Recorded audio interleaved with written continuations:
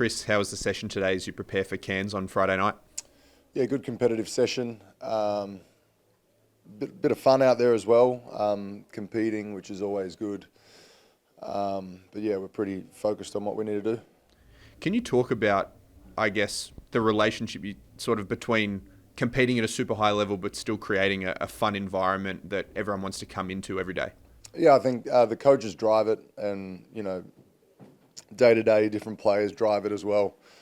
They take it to another level with their competitiveness, and we're all we don't want to lose, so that tends to bring the whole session up. And we had that today throughout all the drills, which is good. Do you think that that's something that really eliminates the risk for complacency, especially when you start a season as hot as you guys have?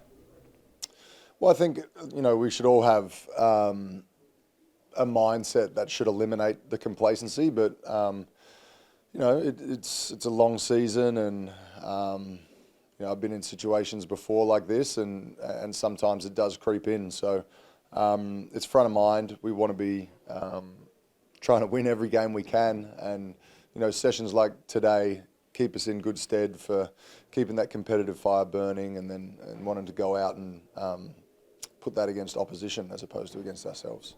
How does the team best prepare to go up to Cairns on a Friday night? Obviously, they play tonight in the Ignite Cup, but it's always a tough road visit, and they're a team that potentially has had a difficult start to the season and is really looking to get back on track.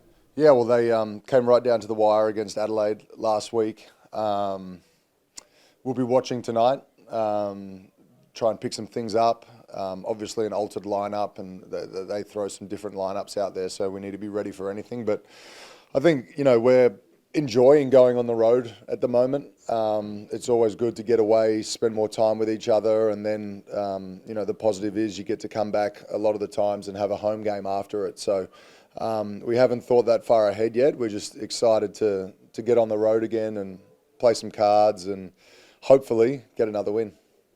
Can you talk about the growth you've seen over the past few years from one of your teammates, Tanner Krebs? He comes up to 150 games on Sunday. He's stepped into a bigger scoring role into the starting lineup this year. Can you talk about what you've seen from him and I guess the relationship you two have had over the past few years?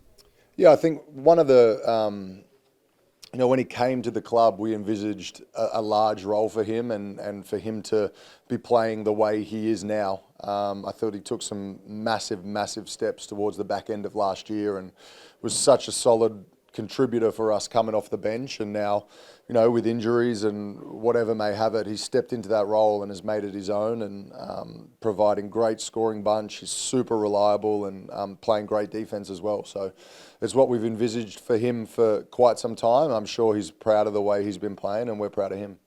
And you get to wear your Indigenous round uniforms this Sunday. You had a session on Monday getting to learn a bit about the jerseys and a bit about Indigenous culture. Can you talk a bit about how important that session was and how beneficial it is for all the new guys coming into the club and just everyone around the club? Yeah, it's one of the favourite times of the season for myself and a lot of us. The jerseys just get better and better every year, and to hear the meaning and the meaning behind the patterns and the artwork and why it looks the way it does and why it looks so fantastic is really beneficial for us as a group. But yeah, so we can get out there, wear it with pride, and hopefully keep this thing going and show our fans, that we want to try and get this streak going as long as possible. Quickly, on that session on Monday, you get to, experience something like a smoking ceremony and traditional didgeridoo playing. For you, who's, seen the Indigenous round grow a lot of years, what is that like for you to get to experience that every season? I think it's important. When the First Nations elders or people come and talk to us and share their culture, it's got to a stage now, I know for me and a couple of the guys, that we recognise the stories they're telling about their history, which I think in an education piece is really important, that it's not one ear and out the other. And for the new guys as well to come and realise how important the Indigenous community and the First Nations community is to us as a club and a league, I think is a really important thing.